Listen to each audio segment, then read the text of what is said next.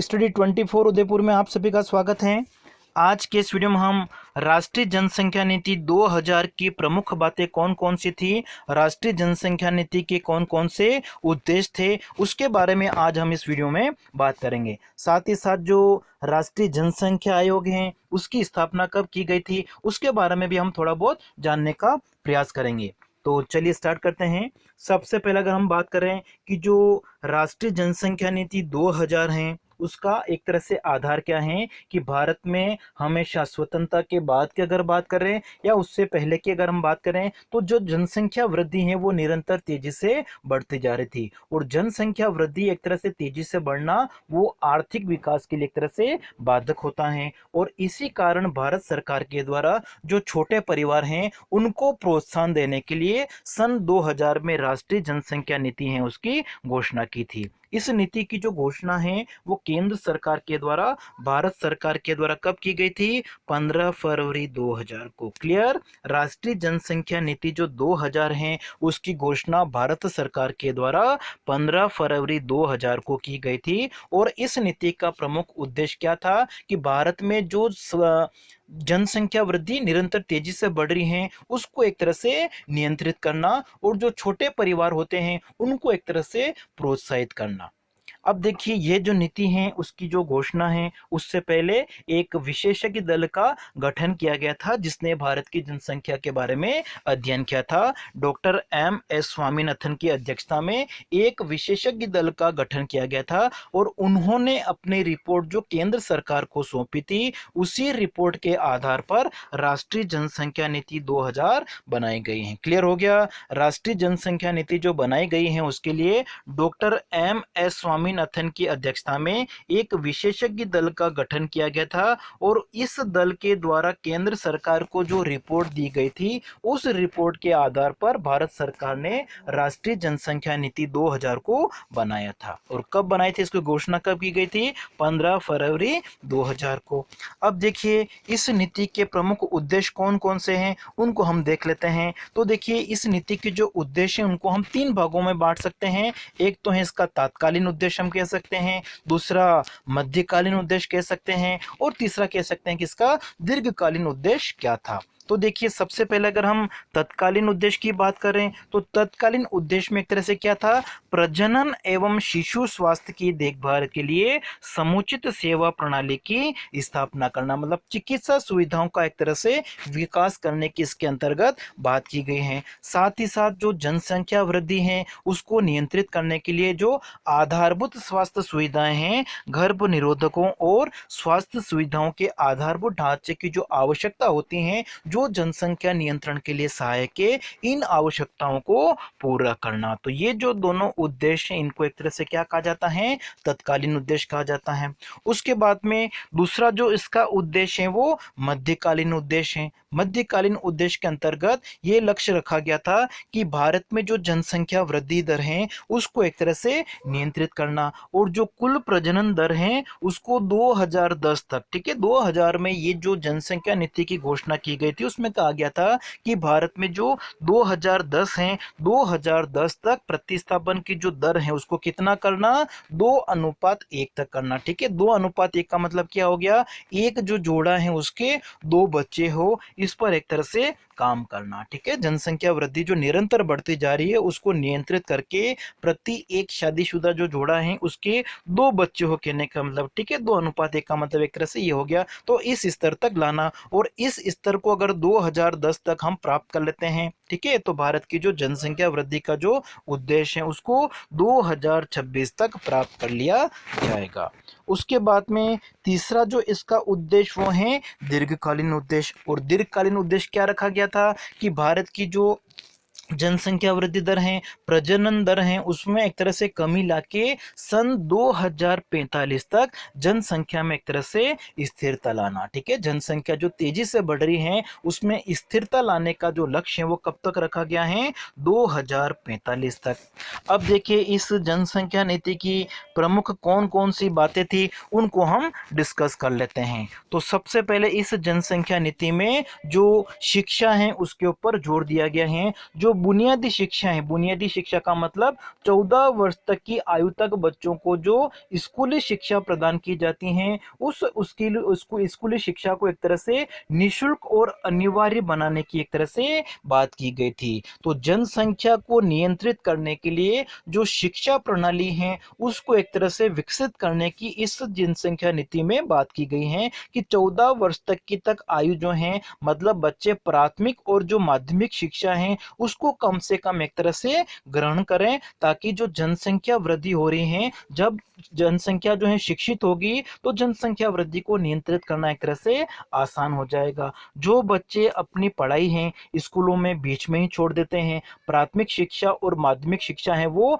ग्रहण नहीं कर पाते हैं और अपनी पढ़ाई बीच में ही छोड़ देते हैं, तो उन लड़के लड़कियों की जो संख्या है वो एक तरह से क्या करना 20% से ही नीचे लाना, ये भी एक तरह से इसके अंतर्गत लक्ष्य रखा गया था।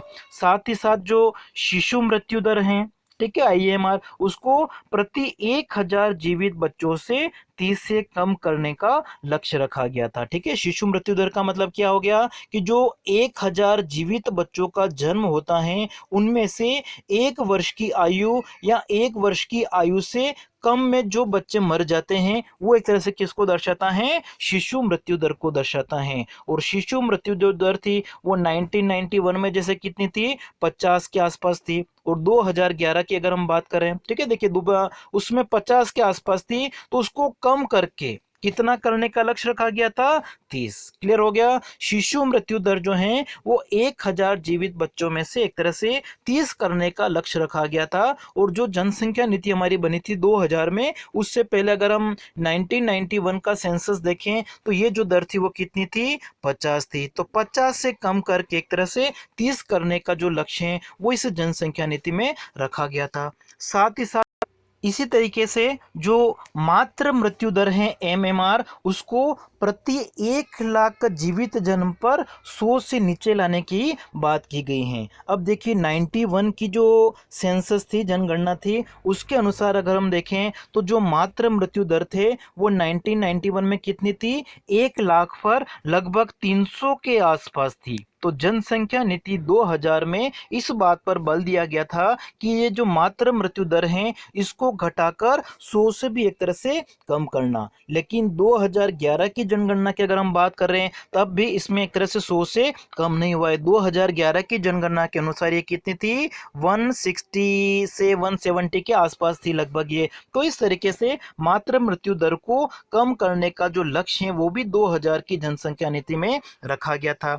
उसके बाद में मेन जो इसकी बात थी वो थी नेक्स्ट अगली, कि जो बच्चे जन्म लेते हैं उनका पंजीकरण करना, जिन लोगों की मृत्यु हो जाती है उनका भी एक तरह से पंजीकरण करना। तो जन्म पंजीकरण हो गया, मृत्यु पंजीकरण हो गया, जो गर्भ धारण करते हैं उनका पंजीकरण करना, जो विवाह करते हैं उनका पंजीकरण करना। तो इन सभी का एक तरह से 100% पंजीकरण हो, ये एक तरह से अनिवार्य किया जाए। इसके बाद में जनसंख्या को नियंत्रित करने के लिए जो लड़कियों का बाल विवाह हो जाता है उनको रोकने का प्रयास किया गया। या एक तरह से इस बात के ऊपर बल दिया गया है कि लड़कियों की जो शादी है वो एक तरह से अधिक उम्र में हो। ठीक है, अधिक का मतलब 18 वर्ष से पहले नहीं हो, और अगर 20 वर्ष की आयु के बाद में होगा तो ये एक तरह से क्या होगा, एक तरह से बहुत ही अच्छा रहेगा। इससे एक तरह से जनसंख्या को नियंत्रित करना एक तरह से आसान होगा। उसके बाद में नेक्स्ट जो विशेषता इसकी है, नेक्स्ट जो प्रमुख बात वो है कि जो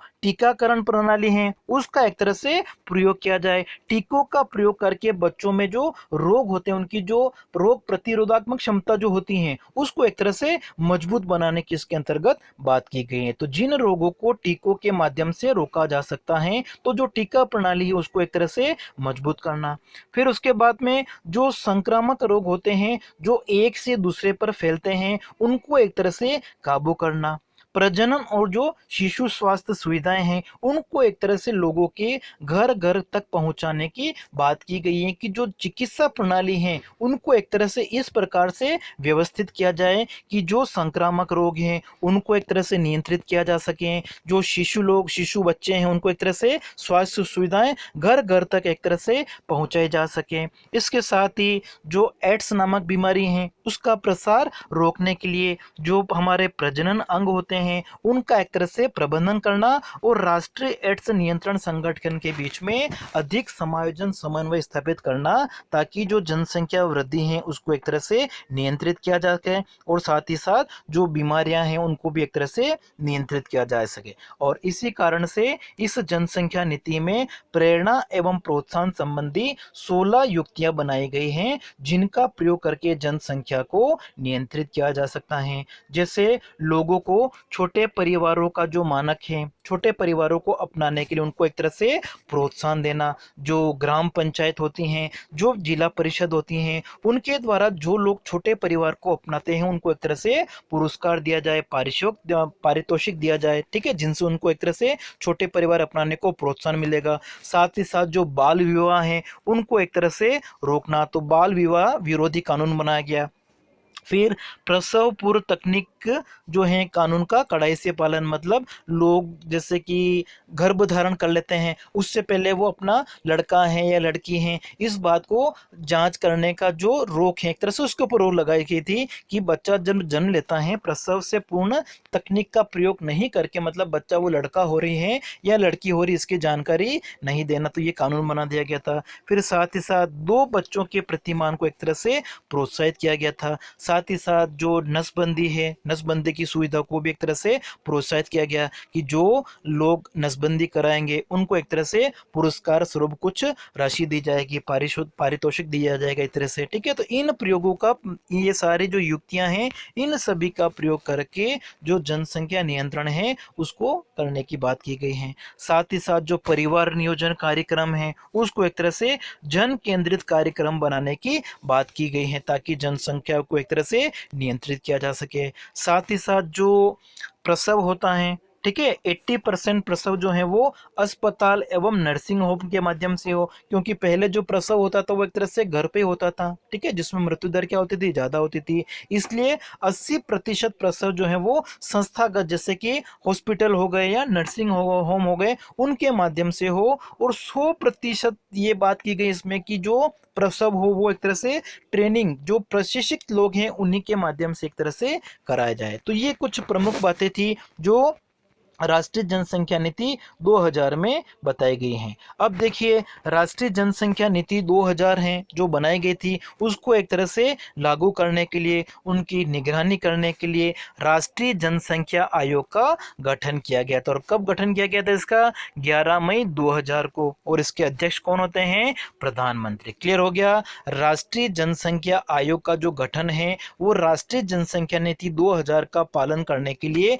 11 मई 2000 को गठित किया गया था, और इसके अध्यक्ष कौन होते हैं? प्रधानमंत्री। और राष्ट्रीय जनसंख्या आयोग जो है वो प्रमुख रूप से कौन कौन से कार्य करता है? तो सबसे पहला है जो राष्ट्रीय जनसंख्या नीति बनाई गई है उसको एक तरह से क्रियान्वित करना, उसको एक तरह से लागू करना, समय समय पर उसकी समीक्षा करना, उसकी निगरानी करना, और जो भी आवश्यक निर्देश होते हैं उनको एक तरह से देना। साथ ही साथ जो स्वास्थ्य संबंधी क्रिया हैं, शैक्षणिक, पर्यावरण और विकास कार्यक्रम हैं, इन सभी को एक तरह से क्या करना? बढ़ावा देना। तो जब स्वास्थ्य सुविधाओं में वृद्धि होगी, शैक्षणिक कार्यक्रमों का बढ़ावा होगा, तो इससे अर्थव्यवस्था में एक तरह से जनसंख्या वृद्धि को नियंत्रित करना एक तरह से सरल हो जाएगा। साथ ही साथ जो कार्यक्रम है उनकी योजना बनाना, जो जनसंख्या नियंत्रण करने के लिए विभिन्न कार्यक्रम है, विभिन्न योजनाएं बनाना, और उनको क्रियान्वयन करने के लिए अंतर क्षेत्रीय स्तर पर एक तरह से उनके बीच में तालमेल बढ़ाने की बात की गई है।